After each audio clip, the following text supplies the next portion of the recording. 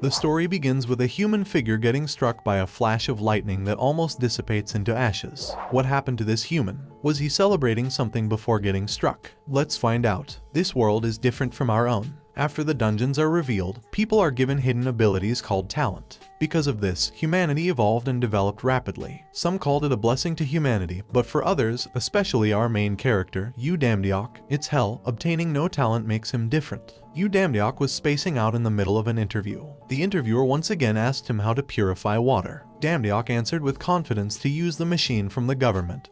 But the other interviewer proceeded with the next question before he could answer. He asked Damdeok about his motive to work in their company. They didn't let him answer because they emphasized that he had no talent in his resume, which was shameful for their new society. Damdeok was flabbergasted. Then one of the interviewers asked him why he applied to a big company despite knowing he had no talent. Damdeok said he saw a hiring ad, but the interviewer said it was only for the Talentless Discrimination Act. Damdeok was feeling belittled all because he didn't have any talent. Yet, despite that, he is clever in acting for his benefit. The interviewers proceeded to belittle his potential because he was talentless, but Damdeok pointed out that they were saying discrimination against talentless people. Because of that, the interviewer felt intimidated before getting mad because an interviewee stepped on his position and started yelling pitiful words at him. Damdeok is so tired of them that he asks them if getting proper treatment for himself is poor, so he asks for their apologies. Yet the interviewers think otherwise. Damdeok stood up and showed them a recorder. Everything they said to him was recorded. This made the interviewees jerk up, fearing that their company's reputation and problem would be unclean.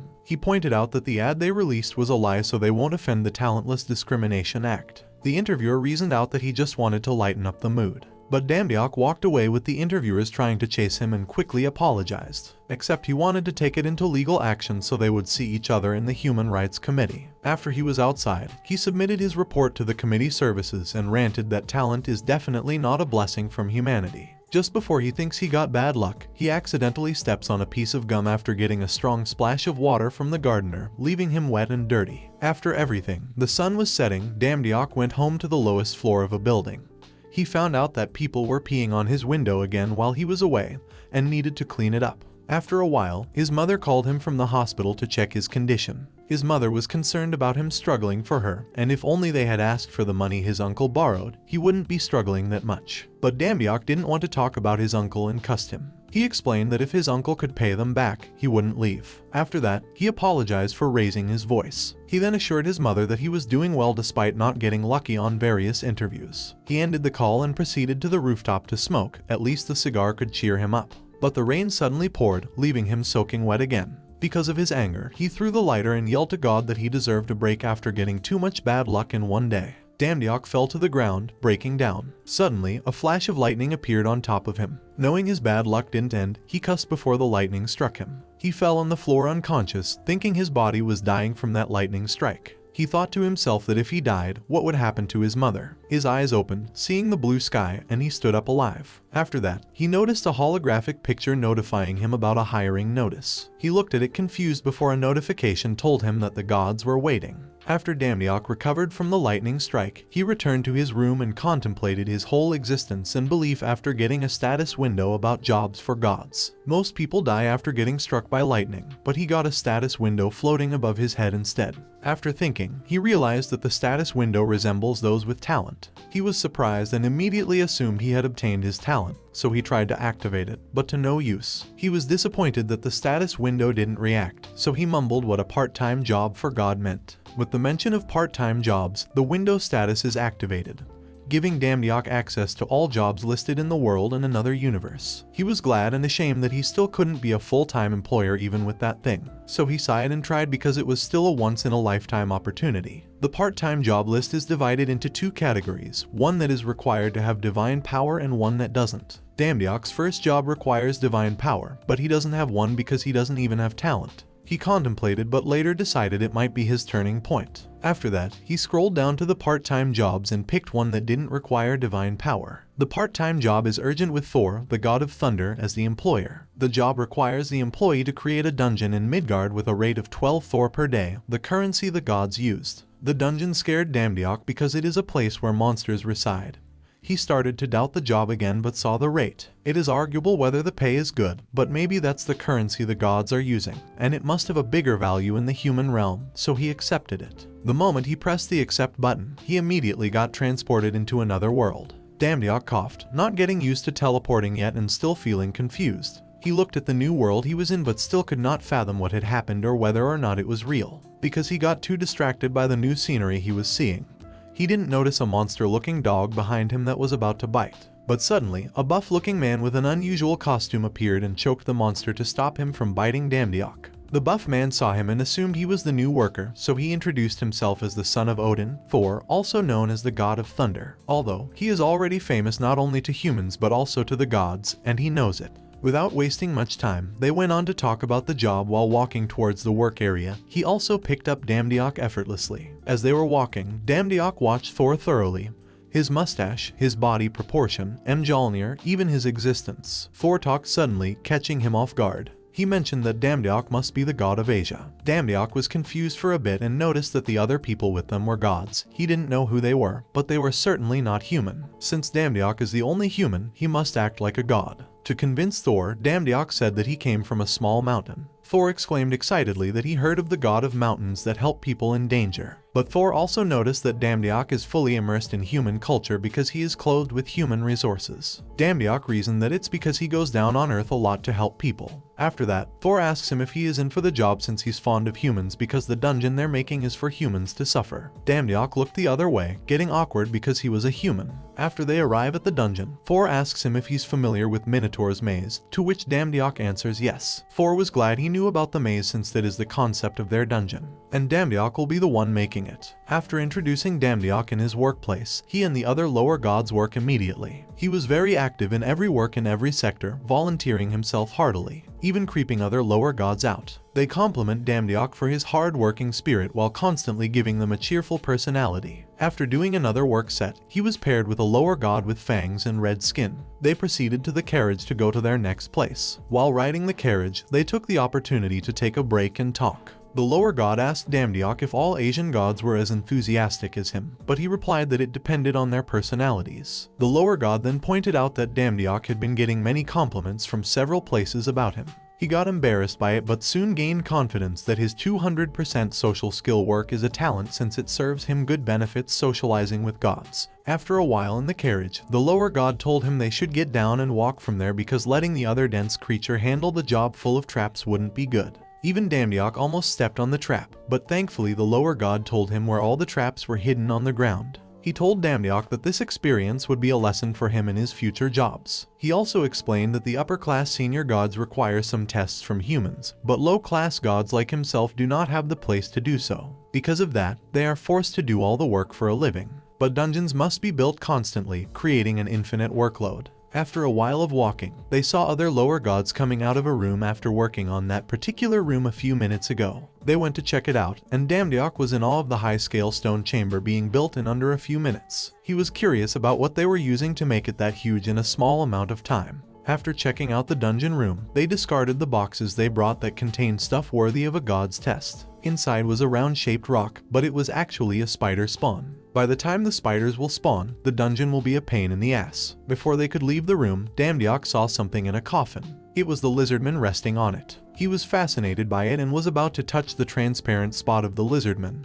but he was stopped. The lizardman hasn't completed its embodiment. The transparent area was its vital spot. After working in the massive room, they continued walking to the goblin hiding shelter. Once the humans arrive at that point of the maze, they are close to their final destination. While walking, Damdiok noticed something moving in the dark and stopped on his trail. It was a goblin that scared the hell out of him. But the goblin and the other lower god laughed at his scared reaction. Still, when everything is ready and the dungeon is complete, these goblins will be hard to confront because of their intelligent and clever nature. After they pass the goblin hiding shelter, they move towards the gate at the end of the labyrinth, where the final boss resides. As soon as they arrived at the gate, Thor greeted Damdiok, telling him he had heard compliments about him and asked him how his work was going. Damdiok replied formally, thanking Thor for his consideration and kindness. He liked how Damdiok was a good speaker because it made things fancier. Thor then asked how their work was going, to which the lower god responded that there was only one procedure left. After that, he took out Mjolnir to send them off work. Damdiok was caught by surprise and scared that he would get hit by his giant hammer. Afterward, the god of thunder complimented Damdiok and looked forward to working with him again in his future dungeon. Thor swung his hammer at Damdiok, almost hitting him,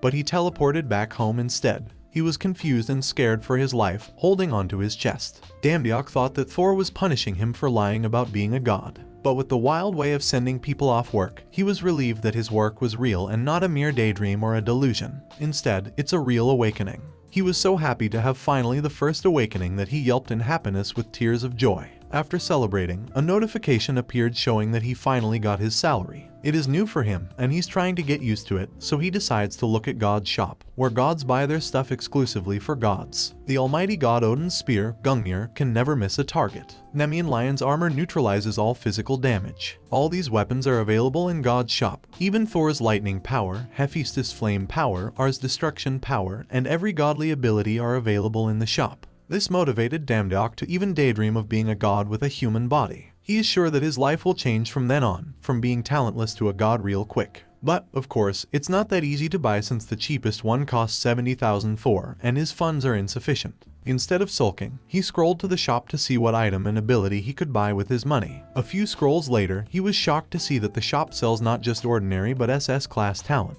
He couldn't believe he could buy talents after all those times, yet he was later getting anxious about the price. It turns out that an SS class talent only costs 12 Thor, while the other items cost more than 70,000 Thor. Though the comments from other gods said that only mortals use talents, the other comment said that the seller should update their store with new powers and not something as weak as talents. Talents are the cheapest in the shop because nobody buys them, yet for Damdiok, it's a blessing. After knowing it, he began to look for the talent he wanted and chose the talent of swords because ever since he was a child, he used to like swords. Without hesitating, he purchased the talent. Later, he felt the strength of gaining an SS class talent around his body. Before, he used to do so much work just to get an F class talent, so he didn't expect he could gain a much higher rank so easily. But his luck didn't run out just yet. Because of a promo, Damdiok was given a special 1+1 gift with the same class as the one purchased. He was so happy that he was about to cry again. After that, he chose another ability, the talent of combat. He again jumped with joy but suddenly felt dizzy and slowly lost consciousness. That's because his body is adjusting to the powerful talent he purchased, increasing his lung capacity and his muscle strength. A notification appeared that the adjustment had successfully strengthened his body, but it was too late because he had already passed out. In his unconscious state, he dreamed of his mother calling out to him, apologizing to Damdiok for being an incompetent mother and burdening his son. Damdiok doesn't like it when his mother blames herself until he's slowly gaining consciousness again, mumbling the word talent. He woke up feeling dizzy without remembering how and when he fell asleep. That's when he remembered seeing his mother in his dream, and later on. He was scared that everything that happened, including his obtaining a talent, was all a dream. He quickly opened his status window to check and saw that he had obtained an SS class talent for sword and combat. In his job title, he is considered lowest class god, which explains why he could work in the dungeon with other gods. He couldn't believe that a talentless man like himself had become a god, but he couldn't complain more. A few minutes later, his mother called him, to which he gladly picked up and announced the good news he had with enthusiasts. But his smile faded, and his mother's voice was very serious, telling him not to come to the hospital. She didn't get to explain more context but only told him not to worry about her. Mid-call, a stranger's voice interrupted, asking about his mother's guardian. Who is him? Damdiok.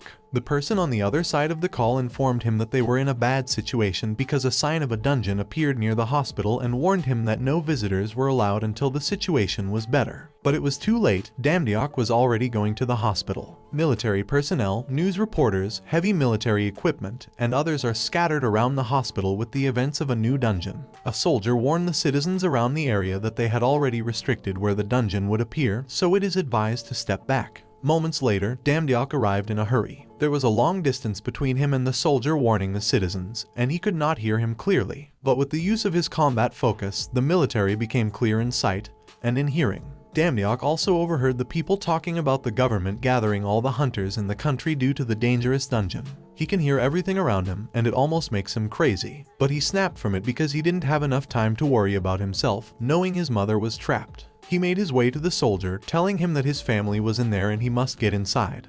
But the soldier stopped him because there was a sign of a maze in the dungeon, and they weren't allowing ordinary citizens to enter. A few minutes later, a strong lightning strike appeared, causing havoc and panic around the people. Damdiok was blown away, but when he opened his eyes again, he saw a familiar portal with familiar buildings inside it. Turns out, the dungeon he built was the dungeon in the city. Damdiok remembers being mesmerized by the dungeon he helps build. But to actually see it there, he had mixed feelings. He could not think of it more when he heard a citizen coughing and injured from the blast. He went to aid the old man but was forced to push him because a sword flew between them. Unfortunately, a stranger got caught by a sword from the lizard men attacking them. The military fired on the lizard men, not knowing that citizens were in their front. Damdiok and the other old man were taking cover from the cars, but they were in the middle of the lizard men and the military, so they could go nowhere. One of the lizard men threw its sword toward Damdiok. He got so scared, but his combat focus automatically activated.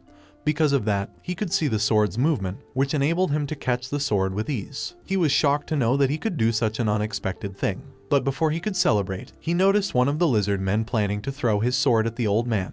Damdiok has no choice but to plunge himself into the lizardman despite knowing it's dangerous. Seeing the brave move, the soldiers cease fire to not hurt the civilians before them. Seeing him, they thought that Damdiok was one of the called hunters to help them with the dungeon. Except, he is fighting the lizard men in unarmed. Even Damdiok couldn't believe that he could do such a bold move and rushed in out of anger. He doesn't know what to do or how to fight these lizards, but the help of the talent he purchased activated his combat focus. He dodged the lizard men's attack swiftly, even having time to be dumbfounded by his movement. The lizard men keep attacking without stopping, and Damdiok continues dodging them. He felt hyped, almost like he had dozens of cups of coffee. He could also see their movements. Clearly, he could counterattack with every opening. Damdiok managed to attack the lizard men with speed and strength in different parts of his body, making it fly. He was relieved and glad to know that the talent worked incredibly but had no time to celebrate it since there were 2 more lizards left. One of the lizards attacked, but Damdiok swiftly dodged it and landed a counterattack with a back kick. The other lizard also attacked but was defeated with another kick that crushed it. The military near him was watching him with awe, knowing he had defeated 3 lizard men with just his bare hands. Not only did the military see it, but the leader of the Samgun Guild, Namgung Duk, also acknowledged his explicit skills. Namgung called out to Damdiok, asking him what guild he belonged to since his face was new to him. Namgung introduced himself to Damdiok. After that, he told him that there was no way Damdiok would be from a guild because no one in a guild would dare to go alone and unarmed. So Namgung assumed that Damdiok was an unaffiliated hunter, to which Damdiok agreed. Namgung explained that they were there to clear the dungeon and asked him to accompany them. He got confused but realized that monsters would keep coming if they didn't clear the dungeon from the inside. He accepted the offer and joined them to help them in the dungeon and get to his mother. Once they got inside the dungeon, Damdiok led the group into the maze. Namgung looked at him suspiciously for knowing where to go despite being new to the dungeon. As they went deeper into the dungeon, they left marks so they'll know which way they went. For Damdiok, it's no use since he has come in and out of that place hundreds of times. After a few minutes of walking, Damdiok stopped the group suddenly. He informed them without permission that he would lead the way from then on. One of the guild members was pissed by his arrogant words, reminding Damdiok that he might be an unaffiliated hunter, but they have the order of authority over him. Damdiok didn't mind that guy and continued to inform their leader, Namgung, that there would be pits and traps ahead. Namgung laughed, saying that their advance party would have already paved the way for them to safely cross, but Damdiok threw a rock over the hallway that triggered the trap to prove them wrong. He further explained that the trap activates from decompression, and the spear used is made from special grade alloy that could pierce any armor as if they were styrofoams. It's a simple trap but more deadly than they would expect. After that, Namgung asked him how he knew all of this. Damdiok was taken aback by this question and quickly thought of an answer since he was certain that telling them he helped build the dungeon would put his life at risk. With awkwardness and sweats, he responds that it's something about a secret business. After that thrilling talk, they continued their business and listened to Damdiok's advice. After a while in the dungeon, he warned the guild to brace themselves because the dungeon would get more dangerous from there as they stood in front of a gated wall with a spider carving. The members of the Samgun Guild are gathering outside the spider room, waiting for further instructions from their master. A member of the guild stepped on a spider to kill it, complaining about how its blood splattered all over his foot. His comrade told him that he was worried they might get hurt with their own plan. His comrade that the spider's web they'll deal with works as a network and a trap, so it would be easier to just burn it. His friend can't trust Damdiok, suspecting that he might be a spy from another guild that is there to sabotage their attack on the dungeon. Damdiok told them they could hear everything they were saying but didn't mind it any longer because he had more important stuff to deal with. Damdiok was certain about where the spiders were hiding because he was the one who put those countless boxes of spider eggs. It's no point getting to those boxes since he will burn them all into crisps. They started to burn the dense webs as Damdiok's combat focus was activated, and he heard a human's voice asking for help. He stopped them from burning the place down since there were survivors around the place. They halted their first plan and created another one to prioritize saving the people around the chamber. Namgung, being their master, came up with the plan and ordered his men to refrain from using area of effect attacks since they didn't know the survivors' situation. Being their leader, he knows well that he cannot pinpoint where the survivors are, so he puts Damdiok in charge of the support team and takes his commands. Damdiok was surprised to hear that such a position was passed on to him without the knowledge of leading people. The members are whispering, unsure about the decision, but a mysterious lady approaches Damdiok, thanking him for leading their guild to make it that far in the dungeon. She was pleading for Damdiok to lead them again, reaching her hand for a handshake. Damdiok reached out to shake her hand, about to confess that he wasn't a strong leader. Except, the mysterious girl assured him to not worry too much. Damdiok was confused, but she explained further that he needed to command them about where the survivors were, and they would handle the rest. Damdiok felt awkward around her, especially since she hadn't released his hand. The girl asked him if he had used any weapon, but he confessed that he hadn't. She let go of his hand after telling him it would be wise to use a sword or two. She bid her farewell before disappearing. After their talk, Damdiok was creeped out about her talking to him, saying only what she wanted before leaving. He was unsure whether he had introduced himself to her, but she was nowhere to be found. Later on, they execute their plan with Namgung and Damdiok entering the chamber first. The place was too quiet, but they were not letting their guard down. That's when Damdiok realized that the spiders were on top of them. One of the members was the first to be a victim, screaming for help as a spider jumped above him. Namgung rushed to aid his member after yelling at his member for flustering and ordered his men to get in a defensive structure, warning them about the spider's paralyzing venom. Meanwhile, Damdiok led the support team using his combat focus to know the location of the survivors. They found more and more survivors, evacuating them to the safe place Damdiok knows. With that, Namgung was getting increasingly suspicious of Damdiok for knowing the ways of the dungeon and its structure, even knowing the location of the survivors. Damdiok is someone Namgung has never heard of or seen before. In the meantime, the support team is doing its best to evacuate the survivors to a safe place. One of the support team members informed their master about the situation of the survivors. With other injuries but nothing major damage, the damage is minimal overall. Namgung is glad to hear the good news of having off to a good start, so they order him to tell the others to rest up. Before they could dismiss them, he wanted to speak with Damdiok first. As Damdiok and Namgung left the other Samgun guild members watched Damdiok in envy and jealousy. As the two are walking, Namgung briefs Damdiok that the survivors they found are 2 police, someone from their advance party, and the others are hunters with an overall 10 people trapped there. He thanked Damdiok that they might have burnt them all if it wasn't for him. Namgung also complimented him for having amazing talent, as if he constructed the dungeon himself. This put Damdiok in a hot seat, acting foolishly and answering in panic. To change the topic, Damdiok told him they should gather forces and continue their journey, feeling screwed and getting sweaty. After talking alone, they proceeded to the other chamber with a gate that of the goblin civilization. The other guild member thought it was the next boss, but he seemed disappointed to hear they'll be fighting with mere goblins. Meanwhile, Damdiok had difficulty thinking of a foolproof plan for defeating those goblins. Knowing they'll be tricky to deal with, all he could rely on was his combat focus. Knowing there was no way to do it safely, Damdiok volunteered to go inside alone. But the other member who wants to shine thinks Damdiok's confidence is ridiculous because the master fluttered him a bit. The members felt confident knowing they had defeated goblins from their past expedition, and would like Damdiok to sit back. Namgung was also unsure about Damdiok going inside all by himself, so Damdiok eventually agrees, but they must listen to his orders. Namgung was assured that Damdiok had a plan and listened to him. However, the other guild members were envious of Damdiok for taking their opportunity to look good to their guild master just because a random unaffiliated hunter came. But he was determined to shine and won't let Damdiok steal his spotlight, so he participated on his own terms. They were met with emptiness and silence when they entered the Chamber of Goblin. Yet, Damdiok senses something inside and needs them to keep their voices down so he can know their locations. But the other members won't listen and keep on teasing his seriousness. Later, the lights suddenly turned off and they panic to get their flashlights. Damdiok tells them not to turn them on, but the stubborn member is getting cocky about not following him, saying they cannot know where the goblins are if they cannot see, and turns his flashlight on. Knowing how this would end up, Damdiok told everyone to get down. But nothing happened. The other guild member was embarrassed that he got scared for no reason. but his friend with the flashlight was getting arrows on his body, and another set of arrows was fired directly at him, killing him on the spot.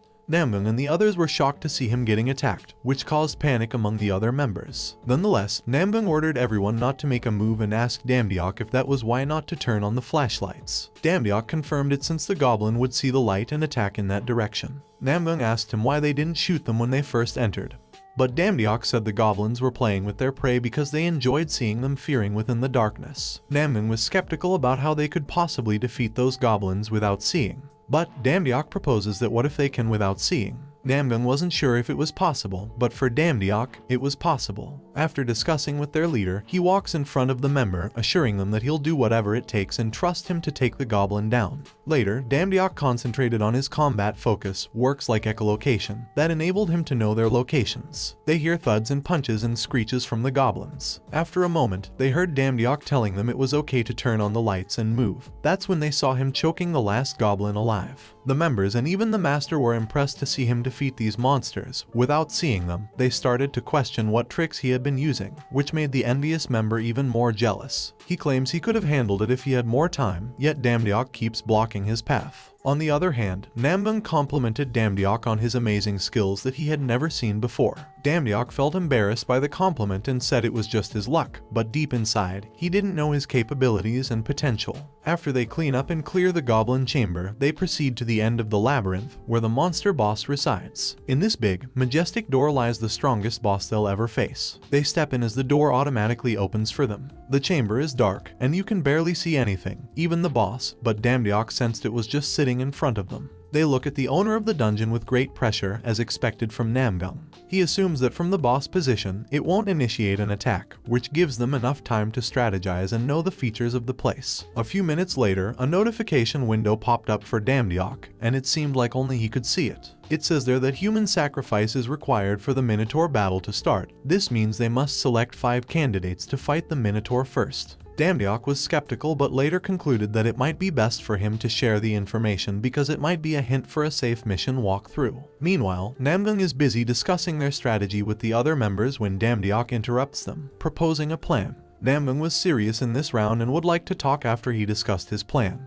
But Damdiok was persistent in pushing the information he got that might be the safest solution for that dungeon. It intrigued Namgung, so they excused themselves from the group to discuss it alone. Meanwhile, one of the envious members acted up because Damdiok always got their leader's attention. So he sneaks away from the group, closing in on the boss behind a column, attempting to shoot it with his crossbow using his F-class talent aim. A single shot in the head and he'll get his promotion, so he steps closer to the boss to guarantee a bullseye. With every step he took, Damdiok sensed it and stopped him accordingly. But the member was too stubborn to listen to him and was scared that Damdiok would take all the credit for himself. That's why he wanted to defeat the boss alone.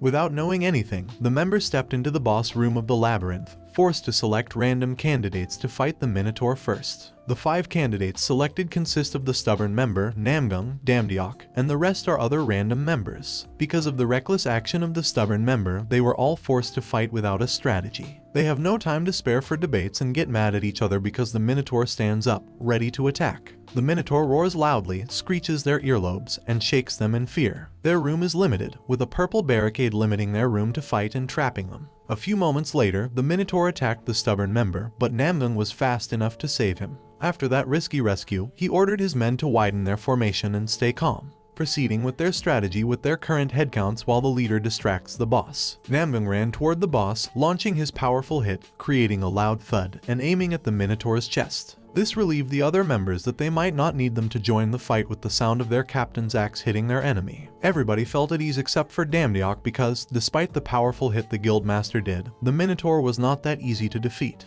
Even Namgung was dumbfounded at how hard the boss's skin felt, as if he was hitting steel armor, not leather skin. He lost focus and didn't see the Minotaur attacking him. Thankfully, he was fast to jump away, sparring him with a major injury. He knew that the Minotaur didn't dodge his attack on purpose because it was unnecessary. It was no point in him underestimating the Minotaur since he took slight damage from it, and a little delay could end him. After that unexpected attack, he ordered his men to deploy an enclosing formation, surrounding the Minotaur on every side while collecting information while avoiding direct engagement to determine the boss' weak points. The fight was getting serious, yet Damdiok couldn't help but watch Namgung impressively in the battle area. The Minotaur stood there without attacking or running toward the scattered men as if distance didn't matter. Shortly afterward, the Minotaur raises its weapon, and that's when Damdiok realizes the Minotaur is handling Thor's power. Nonetheless, Namgung saw an opening in that small moment and charged without thinking much about it. But Damdiok yelled for them to stop since it was too dangerous to get close contact with its collected power. Fortunately, Damdiok was fast enough to interfere with the Minotaur before it could strike its ultimate power. But the Minotaur didn't budge and still discharged its power. Everyone close to the boss got blasted, except for the stubborn member, who was at fault in the first place and kept banging on the barricade, asking for help.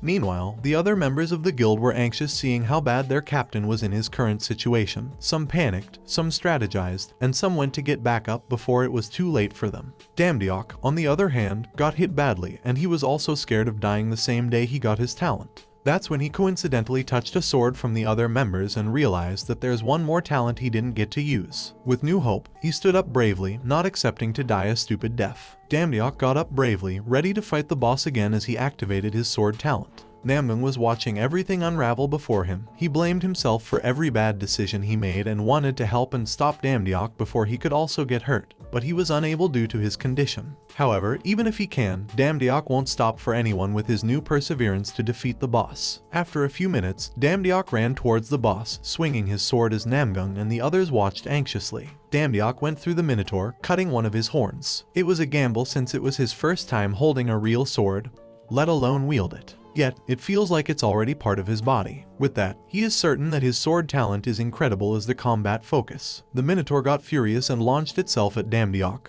but he counter-attacked by slashing it continuously. Even Namgung couldn't believe what he had just witnessed, knowing well that the monster's skin was as hard as steel. He was impressed that Damdiok was not a martial artist but a swordsman. However, the cut Damdiok did was so shallow that the Minotaur didn't even get affected. On the other hand, the stubborn member can't stop screaming his hopeless words, which annoys Namgung because the skill Damdiok has is on the same level as the best swordsman of the East. The problem is that his sword will soon reach its limit. He couldn't use that sword much longer at that rate, so he must slash the boss vital point at once. Afterward, Damdiok rushed towards the monster, fighting it with martial arts, but it barely budged. Yet, he managed to deal damage to the boss with his uppercut kick, giving him time to slash his abdomen, where his vital point is. However, the Minotaur is still fast enough that it counterattacks Damdiok. He got blasted away, but he is not giving up, despite his sword nearly reaching its limit. He waited a while for an opening until the Minotaur made the same move again, which gave him an opening to attack. Namgung was surprised to see Damdiok getting ready to attack the monster head-on with his damaged sword. That's when he remembered and came up with a solution on how he could help him. He called for the stubborn member and told him he got a chance to shine. As Damdiok saw the opening, he aimed for the Minotaur's vital point, striking it with all his might. Unfortunately, his sword broke into pieces. Before he could think it was over for him, the stubborn member threw a fresh new sword from Namgung, with enough time for him to strike and kill the beast. In the meantime, people outside the dungeon's portal anxiously await the guild since it has been 5 hours since monsters stopped appearing and demanded updates about their situation. Later, they notice people coming out, the guild, Damdiok, and their captain. Damdiok asked Namgung how he knew he could catch the sword. Namgung explained that he could fight without seeing, so he took the risk and threw the sword. After that, Damdiok thanked the captain for saving him. But Namgung refused since Damdiok was the one who saved them. With that, he was allowed to do the honor as the #1 contributor to clearing the dungeon. Damdiok can't believe it since he was so used to looking down on for his lack of talent.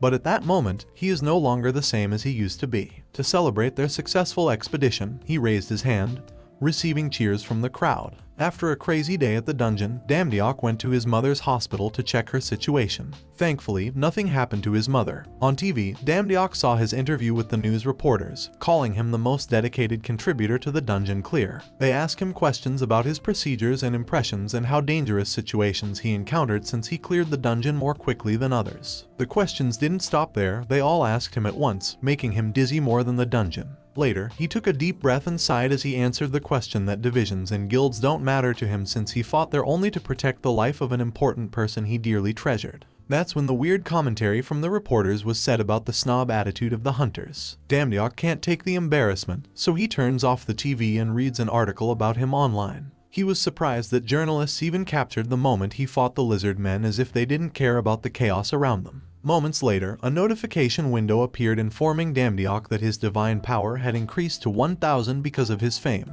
This reminds him that a job opening requires divine power, which means he is now qualified for other jobs. The status window also informed him that there was a new job opportunity, so he proceeded with it to shine even more. The job is about a security manager with Hephaestus as the employer. The job doesn't seem complicated, so he accepts it, but before he could, he wanted to rest after the tiresome dungeon he did. But a warning window appeared telling him that there are 3 other gods that are currently applying for the job. He jerked up in surprise and quickly applied for the easy job he wanted without thinking about it. With a click of the apply button, he teleported to Hephaestus' forge. The place was hot as red with amazing structures and columns. Damdiok complained loudly about how hot the place was, as if he was in a sauna. Little did he know that Hephaestus was behind him, grinning widely. Hephaestus asked Damdiok if he was the new applicant and introduced himself after. That's when it hit Damdiok, and he introduced himself aggressively in a human greeting as the god laughed at his mannerisms. In Damdiok's head, he was badly embarrassed by his rude mouth and was hoping that the floor would eat him. But it seems like the god of blacksmith didn't mind Damdiok's complaint about his forge and mentioned that he, the god of mountains, loved helping people so much that he fought in Thor's dungeon. Hephaestus proceeds to compliment that Thor favors him because of his guts. Just when he thought that Hephaestus didn't hear his complaint, Hephaestus pointed out that complaining about his place not having an air conditioner proves Damdiok got guts. He quickly and aggressively apologized, but Hephaestus went to talk business after. He took a horn and blew on it loudly, causing Damdiok to cover his ears in despair. That's when the dwarves came running to their master. The dwarves kneeled before him as Hephaestus introduced Damdiok as their work manager for today, and the dwarves greeted him in return. Damdiok felt awkward but said he would do his best to work with them. But God only laughed at how humble he was acting. But afterward, Hephaestus warned Damdiok that those dwarves are as wilder as a chihuahua rather than massive dogs behave. He explains that something gets lost when he focuses on one work, like the pendant he prepared for Freya, the goddess of beauty and love. Hephaestus hires someone to look over the dwarves while he is gone for a day since climbing Mount Olympus. Before he leaves, he gives Damdiok a weapon, Hercules' club, which gives a 10% possibility of applying stun to all living creatures. The sword was too good to be true that it hyped Damdiok. After a while, Hephaestus opened the portal to Olympus and bid his farewell and good luck to the mountain god, Damdiok. He didn't explain his task to him. To keep it simple, Hephaestus only told him that he would be okay if he was stronger than the dwarves and claimed that they were just a bunch of softies. But that's not what Damdiok is seeing. The moment Hephaestus leaves, the dwarf with a beard and a cigar in his mouth is staring at him with mischief. Damdiok is nervous around the dwarves but remembers that there's a reason why Hephaestus gave him an OG sword. So he threatened the dwarves to just relax and take it easy because he might hurt them. Yet, the dwarves respond by aiming a tranquilizing gun at him, which catches him off guard. Without knowing, Damdiok got knocked out because of the tranquilizer but soon woke up with voices talking about the share once they sold the stuff. When he gains consciousness, he sees 2 dwarves conversing about how expensive the necklace for goddess Freya would be if they sold it properly. Damdiok fully recovered and was about to rush to the necklace, but he was tied up in one of the columns. The dwarves noticed him moving and were struck by how he woke up earlier than expected. When Damdiok adjusted, he threatened the dwarves by using Hephaestus' name and how he would react once he knew what they were doing to him. The dwarves didn't move an inch, as if they were stunned by his scary aura, but in reality, they were just keeping their laugh. The tables turned, and Damdiok was flabbergasted at how his threats did not affect them. They told Damdiok that if they were scared of him, they wouldn't do it in the first place. Later on, their fellow dwarves called for them, telling them they should slowly prepare to leave. However, they want to deal with Damdiok first before meeting with the rest of the dwarves. But before they tranquilized him again, Damdiok warned them that they would regret it, and that's when he got loose in the rope and gave them a proper beating. Damdiok was thankful for Duyuke because he would have been in trouble if it wasn't for him. But he also wants to thank the mysterious girl's words. After he finished his business with the 2 dwarfs, he looked over them and saw a glistening piece of jewelry that was the pendant for Freya. Meanwhile, on the other bunch of dwarves, they were securing briefcases of minerals and armor before they were all prepared to leave and get their revenge. A few moments later, their boss, the dwarf captain Red Fist, stepped before them with a menacing aura, calling everyone's attention. The captain dwarf starts his speech by encouraging other dwarves and their pride in their work. He then proceeds about how their master, Hephaestus, humiliated them all those years, and the time has come for them to take revenge. The dwarves were hyped while the others cried for being true as they chanted, "Revenge against Hephaestus." Little did they know, Damdiok was waiting for the right time, coming up with a strategy. But he didn't know that the nearby dwarves heard him, showing their guns to him as he ran away. and hid by the column to take cover. Damdiok was wrong in thinking that the job he applied to was a nowhere easy task. A few moments later, the gunshot eased as the dwarf captain spoke to him, asking him if he could get out. But he can't because they can shoot him on sight. Red Fist Captain took a big puff on his cigar and told Damdiok that he would wipe the place clean, leaving nothing. Afterward, he gives him an option since they hate Hephaestus and not him. Basically, they're giving him mercy. His option is to either help them loot the place and be their accomplice or return to where Earth is like nothing happened. Red Fist advises him to choose wisely because he would be a fool to choose wrongly just for a small penny called a fee. But Damdiok was unsure what to do because he could not bear to ruin his reputation with the gods like Thor and Hephaestus. It might ruin his job in the future, and he cannot let that happen. He is also certain that Hephaestus would use him as an iron to smith before he can even run away since the dwarf wiped out his place. With that, his option is to fight or get killed by Hephaestus. At this point, he regretted picking the job, thinking it would be easy peasy. Later, Damdiok showed himself, surrendering to them with his hands in the air. But before they could go to business, he asked Red Fist why they were going that far despite him being Hephaestus' partner,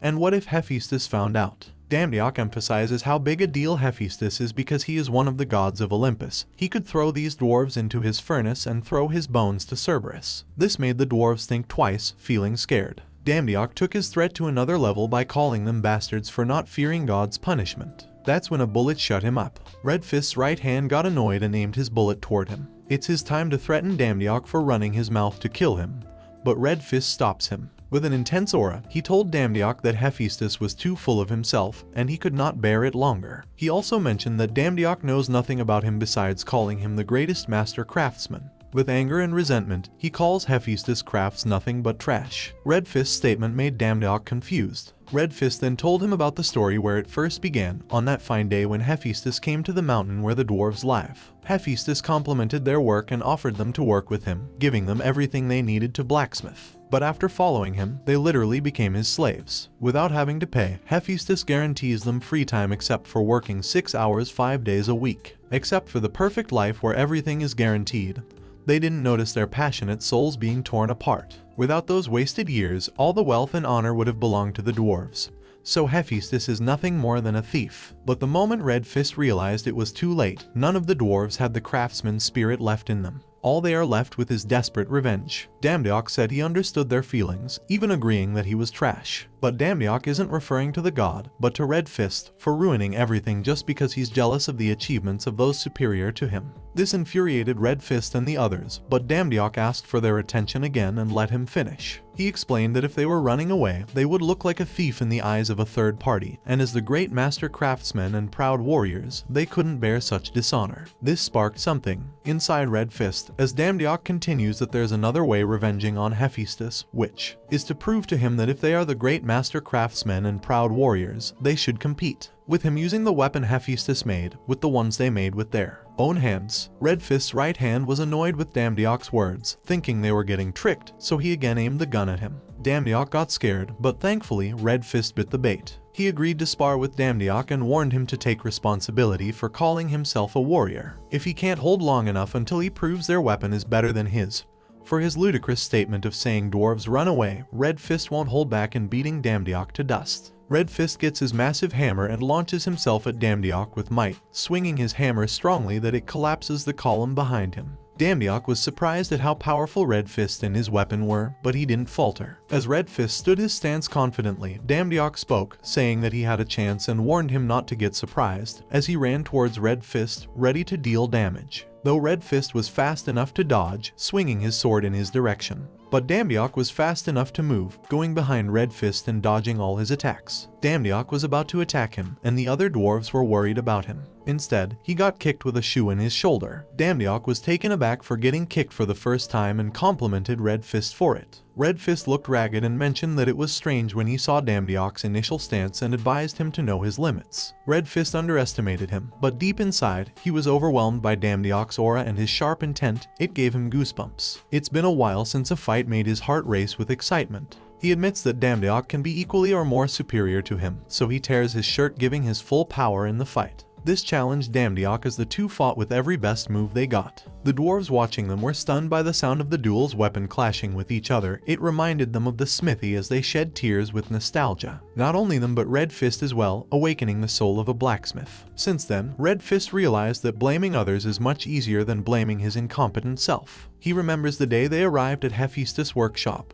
The deep emotion and big dreams as a frog inside a well, coming out of the world, constantly made him aware of their inadequacies. It's their pathetic story. Everything that happened after coming out of the well was all wasted time. With his realization, Red Fist brought his guard down as his hammer flew out of his hand, giving Damdiok an opening. Accepting his defeat, Red Fist shed a tear. But before the weapon could slash him, a bold, strong hand stopped it, and it was Hephaestus. It surprised them all, as Hephaestus told them that his premises became chaos even after a while without his presence, that he thought he was in the wrong house. With a menacing face, he ordered them to tell everything, every detail of what happened. Hephaestus emphasized that he knew they'll fight, so he gave Damdiok a weapon.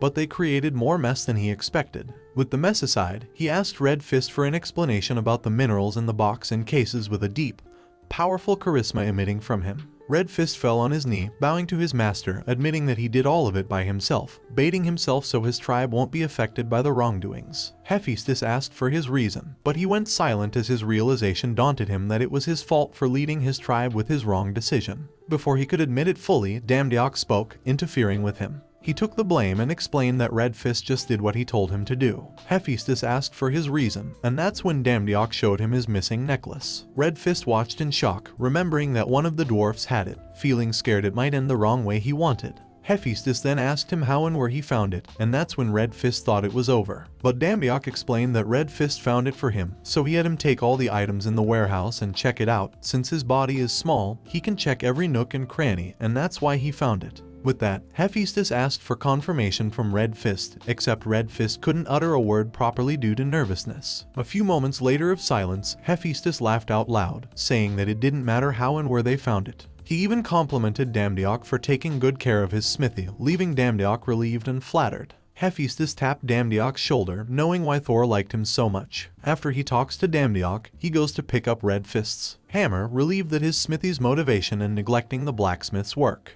didn't fade, but the sound of it colliding with Damdiok's weapon can be heard even from Mount Olympus, and it doesn't have a single scratch. With a light heart, Hephaestus complimented the hammer from Red Fist as a better weapon than back then. This made Red Fist cry in front of his master and the other dwarves watching them. After that, he calls out Damdiok and rewards him for doing a great job guarding the place and finding his missing necklace. A box glowing majestically made Damdiok's eyes glisten with excitement. He couldn't believe he was getting so much and was happy to receive such a reward. He accepted the gift and opened it right there. After opening the box, he saw a white furry figure with long ears, assuming it was a monster. But Hephaestus pulled him closer to the creature, which turned out to be a cute baby fox. Damdiok wasn't sure he liked to have a pet, so Hephaestus took it and whispered a foreign language to it. After that, the cute baby fox turned into a shining sword, leaving Damdiok agape. Hephaestus was ashamed he didn't need it, but Damdiok was still not over it, turning into a sword. With that, Hephaestus explained that the baby fox can be turned into a sword and any other sword if the weapon is about the same size as the fox. And since Damdiok said he didn't need it, Hephaestus turned around and was about to give the creature to the dwarves. Still, Damdiok rushed to him with a joyful smile, trying to convince Hephaestus that he could not refuse a present, and the first one was out of politeness only. Afterward, Hephaestus gave the baby fox to him with a knowing smile. Damdiok named the fox Snow White because she is white and fluffy, and Snow White licked him with her newfound name. Afterward, Hephaestus hovered his hand as he transferred the Moonlight Fox ownership to Damdiok. With that, Snow White is officially his. Not only that, but Hephaestus also gave him some junk in his warehouse for him to bring after opening the portal for them to part ways. With a bag full of junk and the fox on his shoulder, Damdiok was ready to go home, but a dwarf stopped him. Red Fist asked him why he lied to them, knowing they would kill him if he got in their way. But for Damdiok, he can see similarities in their story, getting stuck in something they don't want. Yet, the similarity isn't acceptable for Red Fist to sacrifice himself and offer if he needs something else, but Damdiok refuses because they're all helping each other. Before entering the portal, he mentioned that he was certain that Hephaestus knew what had happened but decided to let it go. After that, Red Fist bowed in respect and thanked him on behalf of his tribe. Although his dishonor wouldn't wash away, at least he has hope that one day, he can repay the favor. After Damdiok left, the dwarves and Hephaestus went to work. Meanwhile, back on Earth, Damdiok dragged his bag full of junk minerals and went to the Hunter department store to make real money. In the Hunter department store, a 37-year-old man named Jai-Bien, a former Hunter manager when he was young, and just last week, he became the general manager of the biggest Hunter department store in the country. According to him, since he got the best spot in the country, he should put his past aside and start living as an elegant man like the other nobles. He fixed his tie feeling elegant and clean because his position is supposed to be dealt with elegance. Not knowing someone was calling for his attention, Damdiok wanted to sell his stuff while looking like a beggar. Jai-Bien judged Damdiok on his appearance and tiny pet, emphasizing that he doesn't have a single armor or weapon. Because of that, he assumed Damdiok was an idiot who loots an empty dungeon. But since he is still a customer, he forcefully guides him to the Hunter department, leading him towards the appraisal center where he would hand over the item Hephaestus gave to a lovely-looking old man. He checked the items and was shocked to see their quality. Jai-Bien asked him where he got those items, but Damdiok casually said he got them from someone he knew. This infuriated the manager, yelling ruthless stuff about Damdiok bringing cheap items to their store, and to prove his stand, he asked the appraisal man about it. However, the old man admits that in his 40 years of experience, he hasn't seen someone discard random items with the highest quality 4-star equipment. This stunned Jai-Bien. He soon realized that Damdiok might be one of those rich people who are too humble. With that, he changed his attitude towards him as he offered to lead him to their VIP room charmingly. Now that they're in the VIP room, the appraiser talked to Damdiok about the possible price for all the items, which is 3 billion won. Damdiok's brain couldn't fathom the big number and thought he said 300 million won. But it soon sank in on him that it was 3 billion won. He didn't expect Hephaestus' failed items would cost so much in the human world that he couldn't keep his cool in front of them, especially when the appraiser explained that the price could be doubled depending on him and the client. Meanwhile, in Jai-Bien's mind, he intends to get full ownership of those highest quality items since the equipment is in high demand, so he can sell it at a much higher price. For the sake of money, he endures being an ass-licking client and convinces Damdiok to sell the items to them, talking delightfully. But Damdiok interfered with him by telling him he would sell all those items. This made the manager celebrate mentally, but it was cut down when Damdiok mentioned he won't sell it there. In the end, Jai-Bien, a former general manager of the Hunter department, and is the first person to lose the highest position he got within a week. After Damdiok finished his business in the department, the staff bowed to thank him. He can't believe his bank account is filled with tons of money, and it feels surreal. After a while, he realized he looked ragged and messy and saw a nice boutique at his side, thinking it was time for him to be a good son. With that, he went to his mother's hospital with presents, and his mother was surprised to see his son spoiling her, until her co-patient explained that Damdiok is famous on TV, and turned it on as they listened to the reporter talking about Damdiok's performance in the current dungeon. He got fluttered, and that's when he confessed to her mother that he finally got talent. He was about to explain how he got it, but his mother suddenly bowed down, sobbing and crying happily, because she used to blame herself for Damdiok not obtaining a talent. In the meantime, the TV reporter proceeds with showing an interview with Namgung, talking about the new hunter, Damdiok, as he compliments him non-stop. This fluttered him, but it benefited him since his divine power increased depending on their reputation and fame. This opens an amazing job opportunity, especially the job by Michael, of extermination of lost spirit on Eden Hill with a golden apple as a reward. With this reward, he has a chance of curing his mother's cancer as he watches his mother happily cheers for him on the TV. After that, the news reporter informed the citizens watching that a strange gate that looked like a dimension rip appeared in the Yongin city of Gyeonggi-do, and people needed to evacuate. This suddenly made Snow White panicky, and she went inside Damdiok's jacket without a known reason. As he was about to comfort Snow White by petting him, he suddenly got a forecast of a massive eye looking on Earth. With a quick illusion of what it was, he got dizzy. The news reporter continues to explain this isn't like a dungeon since it doesn't allow entry for mankind, and only monsters are allowed to come out. This got him panicking, so he excused himself to his mother. On the gate, goblin-like monsters appeared as guild members were preparing for its third wave. With a rush, Damdiok arrived near the gate with Snow White, looking down at the members fighting the monsters with their swords with anticipation, ready to fight for humanity. And that's how the first part of this manhwa ends. Well guys, if you like this video and you want a second part, comment below with the word part 2. Also subscribe to the channel, hit the bell and like the video. But most important, leave a comment. Until the next video.